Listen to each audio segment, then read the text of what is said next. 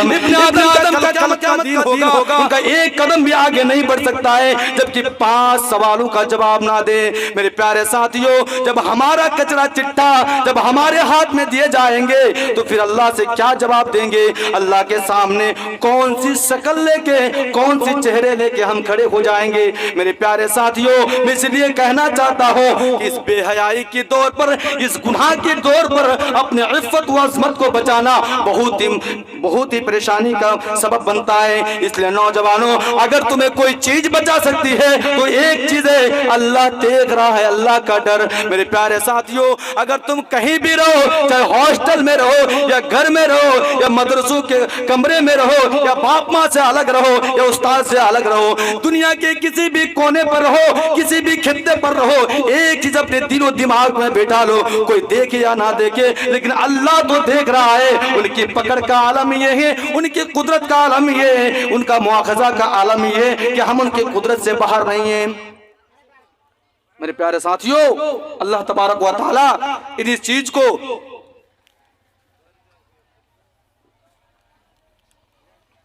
اللہ تبارک و تعالی اسی چیز کو اگلی آیت میں فرماتے ہیں، کیا ہم نے کبھی سوچا کہ بہت خوبصورت ہم ہیں؟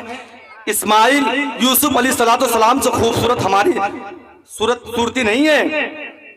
جب یوسف علیہ السلام کو مصر کی عورتیں دیکھ لیتی تو اپنے ہاتھ کاٹ بیٹھتی، اتنی خوبصورت کون تھے؟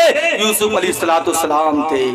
قرآن نے یوسف علیہ السلام کو ڈیٹیل کو جب بیان کیا، اتنی اچھے سے کیا کہ کسی کو نہیں کیا۔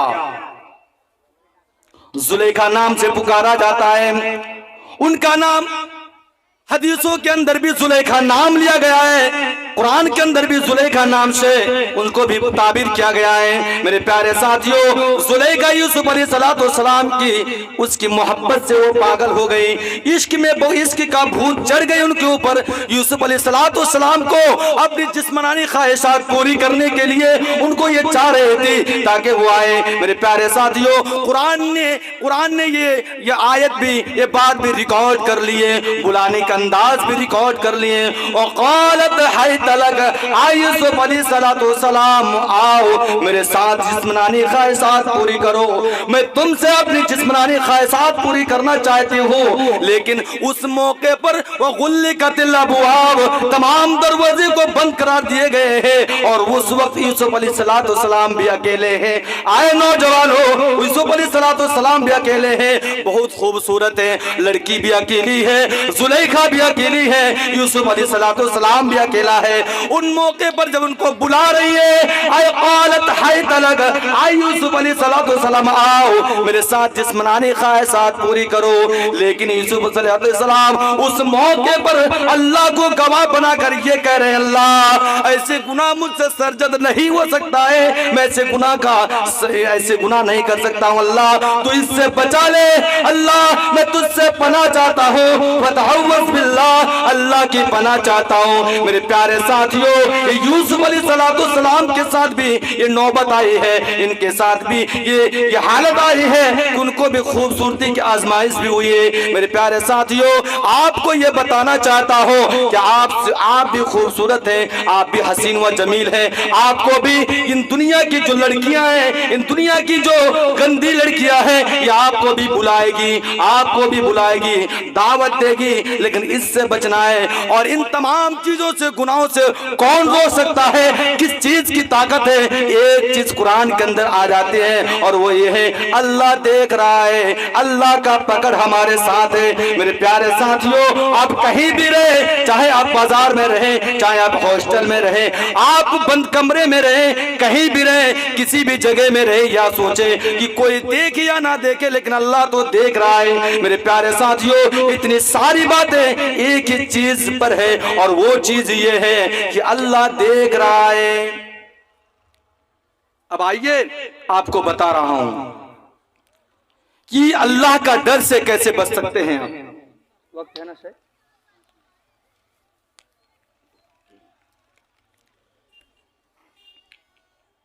اللہ تبارک و تعالی इस गुनाह से कैसे बचा सकता है।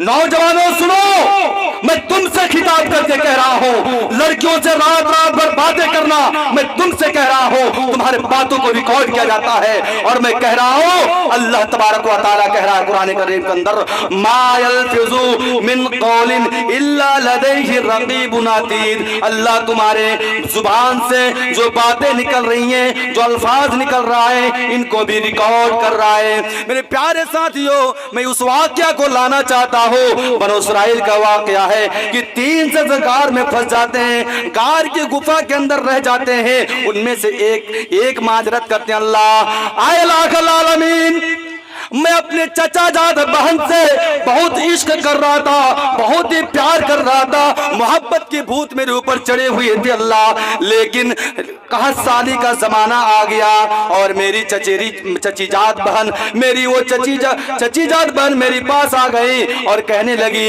आए मेरे चचा जाद भाई, आए मेरे भाई, मुझे कुछ रुपया, कुछ रकम मुझे उधार के तौर पर दे दो, मुझे कुछ उधार के तौर पर दे दो, क्योंकि मेरे बच्चे भूखे हैं, मेरे शौहर बीमार है। फिर क्योंकि कहा साली का जमाना आ गया, खाने की कोई चीज नहीं है। लेकिन अल्लाह, जब मेरी चची जद बहन ने मुझे ये बोली तो मैंने ये कह दिया, अल्लाह आए मेरी चचा जद बहन, अगर तुम मेरे पास रकम लेना चाहती हो तो सुनो, एक कंडीशन है, और वो कंडीशन ये है कि तुमको मेरे साथ एक रात गुजरना पड़ेगा। क्या बोला? कि तुमको मेरे साथ एक रात गुजरना पड़ेगा। क्या तुम तैयार हो? मजबूरी थी, आंख में आंसू आ गए, कहने लगे ठीक है मैं तुम्हारे पास आऊंगी, तुम्हारे मुकर्रर आकर वक्त पर मैं तुम्हारे पास पहुंच जाऊंगी, लेकिन आए मेरे भाई मुझे तो रकम दे दो। ये 100 दिरहम उसको दिया गया। उन्होंने अपनी मुकर्ररा वक्त पर आ जाती है और दरवाजे पर दस्तक देती। अल्लाह जब दस्तक देती है तो मैं बड़ी खुश हूँ। खुश होने की अलामत तो ये थी कि मैं अपनी दिमाग में ये सोच रहा था, मेरी चचीजद बहन मेरे पास आ चुकी है, मैं आज उसके साथ पूरी रात में जिस्मानी ख्वाहिशात पूरी करूंगा। इतनी सारी वाकया होने के बाद अल्लाह जब मेरे सामने वो आया, वो आने के बाद वो खड़े होकर कहने लगी, आए मेरी चची जात भाई, मुझसे वो गुनाह का काम ना कर लेना जो तुम्हारे लिए हलाल नहीं है, तुम्हारे लिए वो चीज हलाल नहीं है जो मेरे शोहर के लिए मैं हलाल हूँ। आए अल्लाह से डर, इत्तक़िल्लाह या इब्नाम, आए मेरे चचा जद बहन, आए मेरे चचा जद भाई, अल्लाह से डर जा, अल्लाह से डर जा। अल्लाह के फरिश्ते भी तुम्हारे लिए मुंतजिर है तुम्हारे गुनाहों का रिकॉर्ड करने के लिए। ऐ अल्लाह जब तेरा नाम लिया गया तो मैंने उस वक्त पर उसके शरीर के साथ कोई खिलवाड़ ना किया, मैंने उसको छोड़ दिया।